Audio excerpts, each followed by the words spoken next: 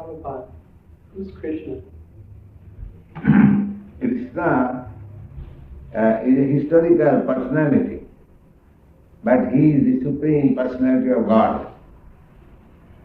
According to Vedic literature, we get information that God comes within all kinds of societies, not only human society, but in animal society also. And why does he come? When does he come? These descriptions and informations are there in the Vedic literature, very nicely. So one has to study. Sometimes people object that God cannot come as incarnation. But we don't agree to that point. If we say that God cannot come, that means God becomes subjected to our order. He is so great and independent that why he shall not come? If he likes, he can come. We don't agree to the philosophy that God cannot come. Why God cannot come? If he is actually the great, whatever he likes he can do. That is God's solution. What is Krishna consciousness then? Yes, that is very important. Krishna consciousness is described very nicely in the Bhagavad Gita. Perhaps you know Bhagavad Gita. I understand you are reading Bhagavad Gita. So, Bhagavad Gita is the guide how to become Krishna conscious. There is a statement by Krishna himself in the 9th chapter. Manmana bhavavad bhakta madhyaji mang namaste.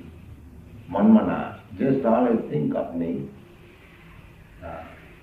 become my devotee, always think of me, manmana bhavavad bhakta, madhyaji, worship me, offer obeisances unto me. These are the different processes, how one can become Krishna conscious. But how does Krishna consciousness differ from other yoga systems?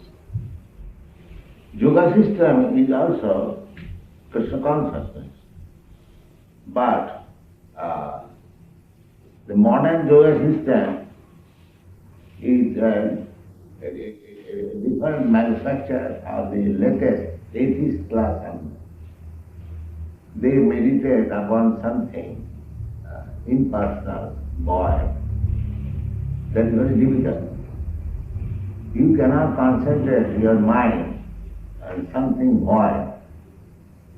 That is simply troublesome. That is stated in the Bhagavad Gita. Klesha odhikataras tesham abhakta sattvachetasam. Those who are attached to the impersonal void feature of the absolute truth, their process is very troublesome. So, Krishna has got different features of his manifestation.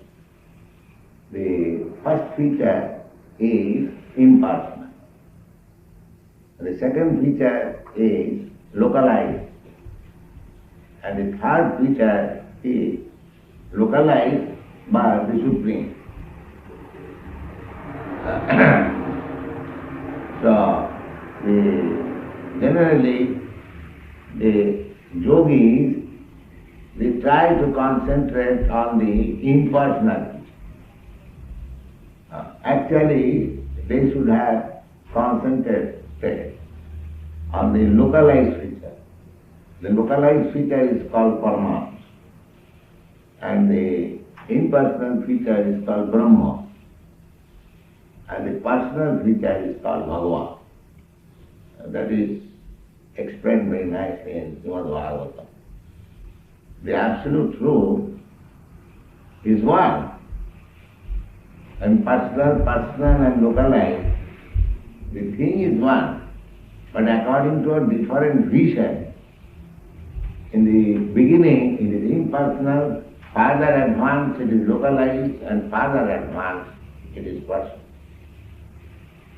So, yoga system of the modern days, first of all I may say, most of them are not very bona fide. They are simply humbug.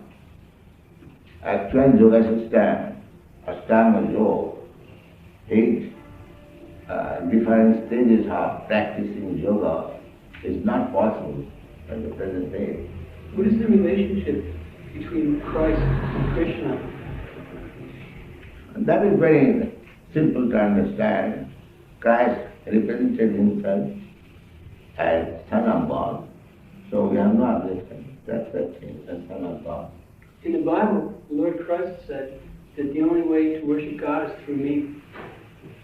Yes, that's fine, because unless you get association of a devotee, there is no question of God realization. So, Jesus Christ is a devotee, so one has to associate with the devotee before realizing God. But it is not that God has got only one devotee. If God is unlimited, He has unlimited devotees also. That is real philosophy. But the philosophy which was spoken by Lord Jesus Christ, that society was different from the society where Krishna appeared, or Krishna spoke, just like Krishna spoke to Arjuna. And Jesus Christ spoke to some general, the shepherds, with his status of life and their understanding different.